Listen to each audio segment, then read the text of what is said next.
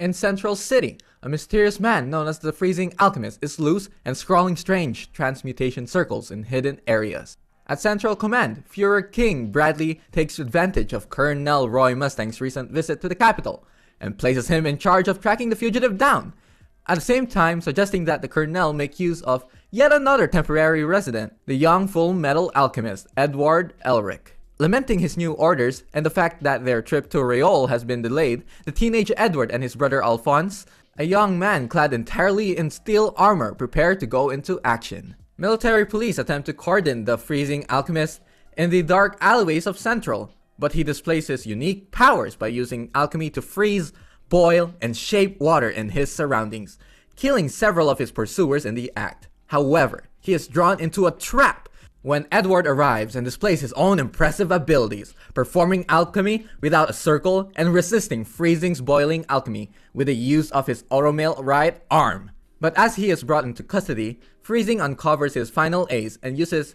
transmutation circles tattooed onto his palms to break his restraints and escape once again. Back at Central Command, Colonel Mustang scolds Edward for taking action without taking his target's abilities into account, and explains once again that their quarry is Isaac McDougall, the Freezer, a former state alchemist who had served during the Ishval Civil War, but quit the state military and became an anti-governmental radical when the fighting ended. Meanwhile, McDougall has broken into Central Prison in order to recruit an old comrade, the incarcerated Crimson Lotus alchemist, Solf J. Kimley, to his cause. Citing the mysterious atrocities that the state alchemists were ordered to perform in Ishval, McDougall suggests that Kimley's assassination of his superior officers during the war in protest to the military shady activities, but Kimley laughs him off and notes that he only murdered them because he wanted to and not for some idealistic principles. Disappointed, McDougall leaves by himself but returns to his work,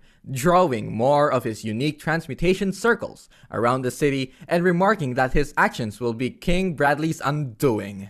The next day, the military efforts to finding Isaac are redoubled and Mustang himself joins the search. As McDougall puts the finishing touches on his last circle, he is discovered and accosted by the strong-arm alchemist, Alex Louis Armstrong.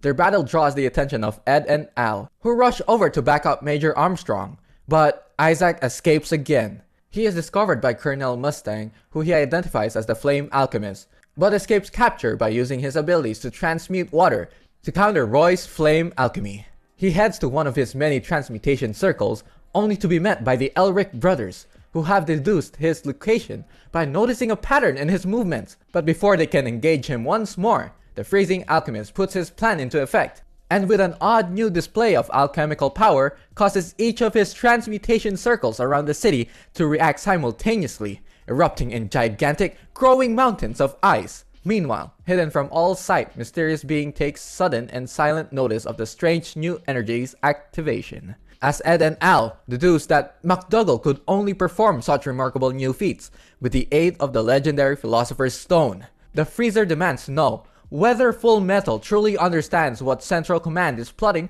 for the country and flees again. McDougall's walls of ice continue to grow and shift, despite the military's best efforts to stop them, and Edward realizes that Freezing Alchemist is attempting to create a gigantic glacial transmutation circle, with military headquarters as its center. As Armstrong and Mustang work together to disable the circles on the ground, the Elrics go after McDougall and throw off his momentum. In the struggle, however, Isaac knocks off Al's helmet and realizes that the armor-clad boy is empty inside, a hollow suit of steel with a soul bound to it by the way of a blood rune. Seeing this, he realizes that the reason for the boy's unusual bodies must be that they performed alchemy's greatest taboo, human transmutation. Furious at Freezing's remarks, Edward attacks again and knocks McDougall to the ground, where he flees his pursuers by slipping once again into a back alley. He draws his sword and cuts the fugitive down with inhuman skill and speed. As McDougall's blood spills into the gutter, a small red stone floats along into the stream and turns to dust. The mysterious being from before notices the sudden cessation of strange energy and returns to the shadows. In Riol, a mysterious woman and her stout companion learn of Isaac's death and remark that he would have made a good human sacrifice. The woman posits that the Freezer must have overused his stone and notes that her own mission will begin very soon. As Edward and Alphonse Elric travel by train to the town of Riol in order to investigate rumors of a miraculous prophet, they reminisce upon the events that put them on the path to their ultimate goal, the Philosopher's Stone. 10 years earlier, in their hometown of Resemble, they had discovered their remarkable talent for alchemy, much to the surprise and joy of their young mother. Unfortunately, she had died soon afterward of an epidemic that had reached the village. Not knowing how to go on without her and refusing to wait for their estranged father's return, they decided to revive her with alchemy, despite the fact that human transmutation has always been forbidden. While relying on the support of their neighbor Pinako Rockbell and her orphaned granddaughter Winry, the boys honed their alchemy skills for several years, until they deemed their knowledge sufficient to attempt the difficult experiment. However, the transmutation failed, resulting in a rebound. As a large eye opened in the middle of their human transmutation circle, the boys were both deconstructed and consumed by the unleashed energy.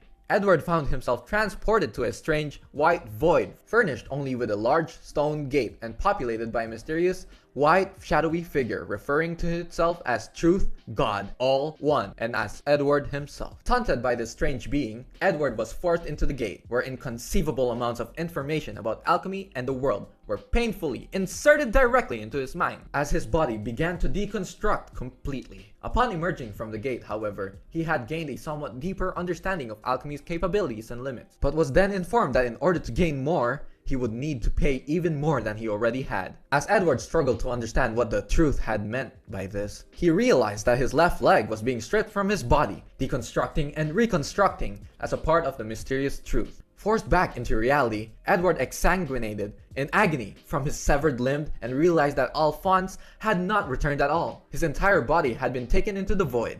Looking toward the center of the circle, hoping for his mother's presence to solve his physical and emotional wounds, Edward discovered that the newly formed being was not even human and had died shortly after showing signs of life. Left alone yet again, Edward quickly bandaged his wounds and hastily performed a transmutation that he hoped would bring his brother back to him, drawing a blood rune on an empty vintage set of armor. As he begged the truth to give his brother back, even at the cost of his own heart, Edward clapped his hands together, initiating a transmutation without the use of a circle.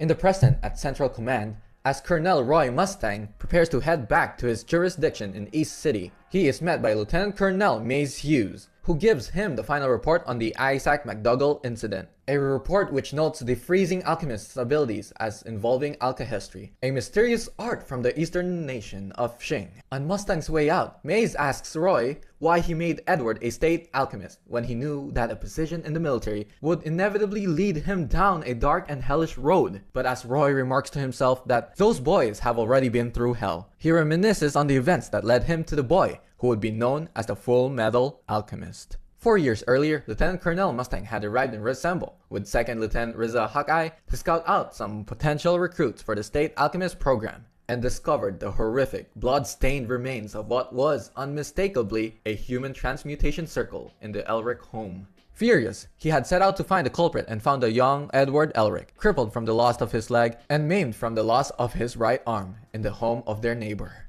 While he had originally come to censure the little alchemist, his discovery that his brother Alphonse had survived the experiment as a soul bound to a suit of steel armor changed his demeanor to one of astonishment. Sitting down with the Elrics and Pinako Rockbell, Mustang explained that Edward's skills would be more than enough to qualify him for the State Alchemist program, where, once enrolled, he would have resources at his disposal, capable of leading him to discover a method of restoring his and his brother's bodies to normal. Pinako objected, remarking that she had seen and buried the inhuman monster that the boys had transmutated, with alchemy and chastising Mustang for trying to pull them back into such nightmarish affairs. Outside, young Winry Rockbell was speaking with Riza, and mentioned that soldiers had taken her parents away from her, and now were trying to take Ed and Al away. However, Riza responded that the choice to stay or go remained with the Elric brothers alone, and that no one would force them to act. When asked by Winry why she became a soldier, the 2nd lieutenant responded that she had done so in order to protect someone. As Mustang and Hawkeye took their leave, Riza remarked that Edward's eyes had looked so full of defeat, but Roy responded that he had seen fire in those eyes. On the train in the present, Edward remembers the day he had decided to go through with the operation to install his automail limbs in order to move forward, as Mustang had suggested. When asking how long the rehabilitation process would take, Edward responded to Pinoco's answer of 3 years, with a proclamation that it would only take him 1. A year later, after the process had finished, Edward revealed to Alphonse that he had gained the ability to transmute without a circle, just like their teacher. But when Ed asked Al if he could do the same, due to his own sojourn into the gate, the younger Elric responded in the negative, appearing not to even know of what gate his brother spoke of. Shortly afterward, Edward ventured to Central City to take his certification test, for which the Führer, King Bradley, was personally in attendance. After displaying his skill as well as his nerve by staging a mock attack on the Führer, Edward was given his State Alchemist certification and the symbolic sobriquet, Fullmetal Alchemist. As dawn breaks in the present, the Elric's train arrives in Riol, where Edward hopes that their journey will come to an end with the Philosopher's Stone.